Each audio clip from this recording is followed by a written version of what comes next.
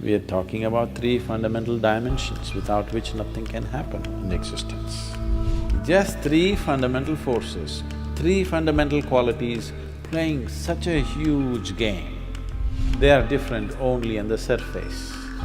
Deep down, it's all the same thing. So, modern scientists, in their own language, they're saying Shiva is holding everything together.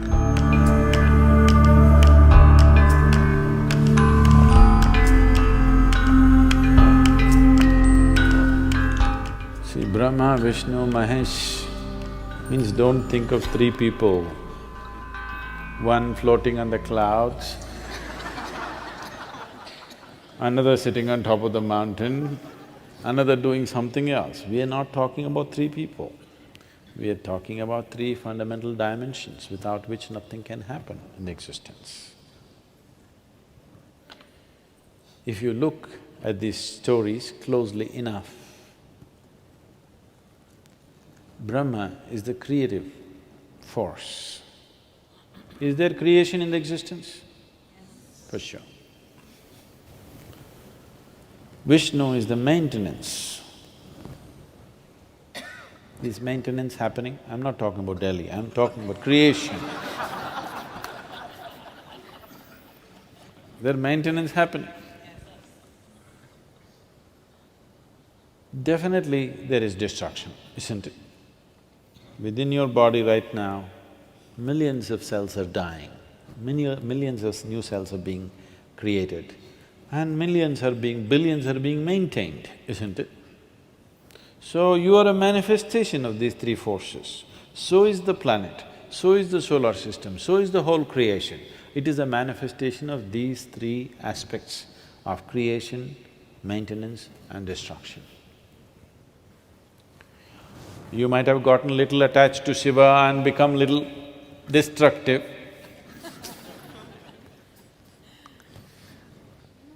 But all the three are functioning in some proportion, isn't it? And that is the basis of the whole cosmos. And also, the macro is also the same three forces. The micro is also the same three forces. The very atom has the same three forces, and the very cosmos has the same three forces. It is quite a simple creation, I'm telling you. Just three fundamental forces, three fundamental qualities playing such a huge game. Huge game, isn't it? Big time, isn't it? Big time game, just three forces. Doing great job with just three. So these three are three, but if you go deep enough, it's just one hand, just like that it's just one. That is the significance. Everywhere you see a trishul, don't think it's a weapon. I know some people are using it as a weapon. It's quite a lousy weapon if you want a weapon, I'm telling you. If you want to kill somebody, trishul is a bad weapon. Only people who do not know anything about fighting will carry a trishul and go. Tell me yes or no? Huh? Can you poke anybody with a trishul like this? Trishul is not a weapon, it's a symbolism. Now Shiva carries a trishul not because he wants to fight with you. His son carries a spear. That is a fighting weapon. He fought and what? Kartikeya went on fighting. Shiva never fought, because this is just a symbol. This is to show you, on the surface it's all three, deep down everything is one. Constantly indicating this. You thinking it's a weapon. No, it's not a weapon. It doesn't make a sensible weapon, isn't it? Unless you want to push people. If you want to pierce people, it's not a good weapon, isn't it? So, these three, they are different only on the surface. Deep down, it's all the same thing. But the three manifestations are distinctly there in the creation in all aspects. From proton, neutron, electron to many other levels of manifestation, it is always there. So,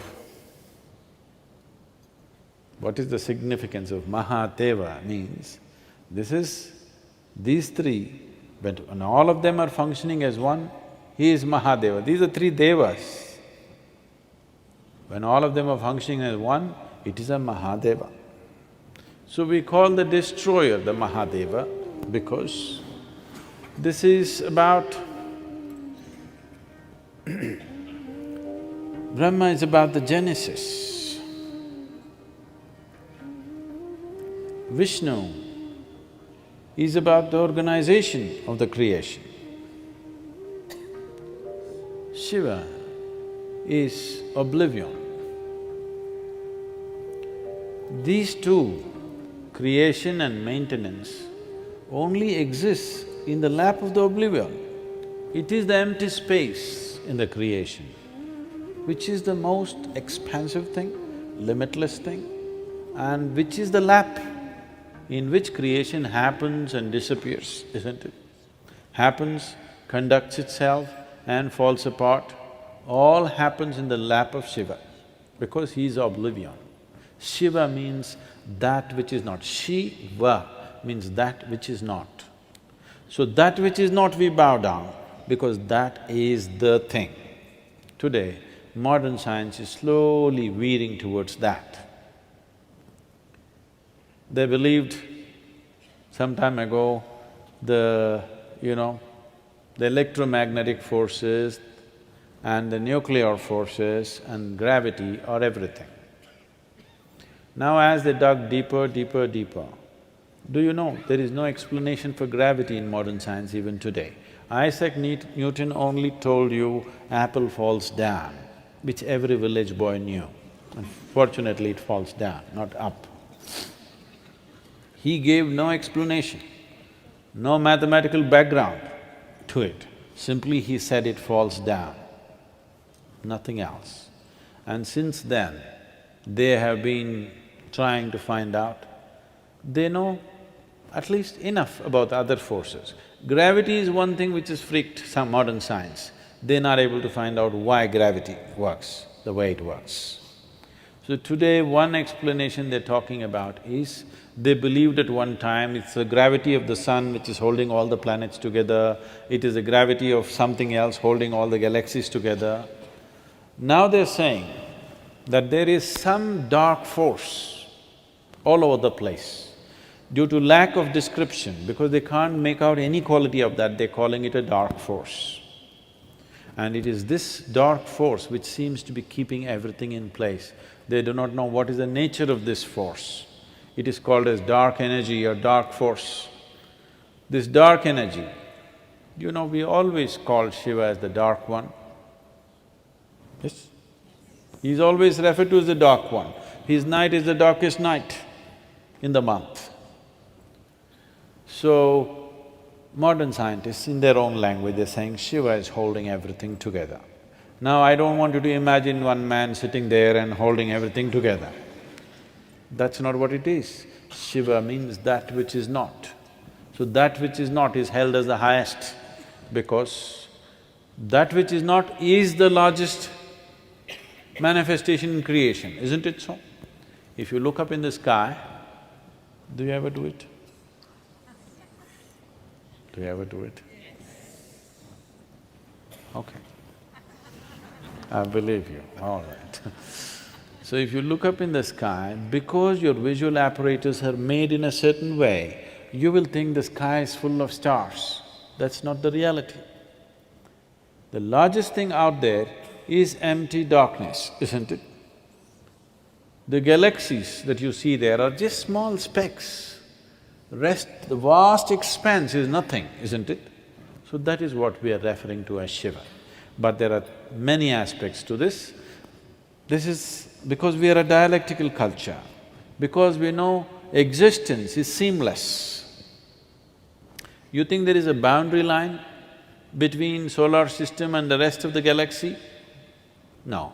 Between one galaxy and another galaxy, there's a boundary line, LOC? There's no such thing. It is just a seamless existence. So, we are a dialectical culture where it is seamless. So I will be talking about Shiva. When I say Shiva, you have to make out which Shiva am I talking about. I say Shiva referring to the boundless nothing. I say Shiva and I refer to the Adi Yogi. I say Shiva and I'm talking about a laborer who's walking on the street right now whose name is Shiva. All these things we do at the same time. And this is the reason. If you look up at the boundless nothingness, we do the same thing. If you look at the Adi Yogi, we will do the same thing. If the laborer Shiva is walking around here, he may be illiterate, he may be so many things, or maybe nothing, then also we do the same thing. Because we know without the dark energy that you're referring to, without Shiva holding it, even this body will not have its integrity, it'll all burst out. So, when I look at you, I do the same thing. See, this is the only way. I want you to understand, this is the only place where such a thing is there. You're doing it unconsciously, so it's meaningless. What you do to your gods, you're doing to everybody, isn't it? The idea is, this person may not know what is the source of his making, but I want to recognize that. He may not know that the Creator is throbbing within himself, but it is my prerogative to see it. If I see it, it makes a difference for me. If he sees it, it will do wonders for him, but now I want to see it. So what you do to your God, the same thing you do it to your neighbor, the same thing you do to your servant, the same thing you do to a cow or an elephant or a stone or whatever. Because you don't want to miss an opportunity. You want to make an effort wherever you are to see that the source of creation is constantly throbbing in every piece of creation and nobody can deny it, isn't it? Even modern science cannot deny it, that whatever is the source of creation is also functioning in a tiny little invisible atom, isn't it so?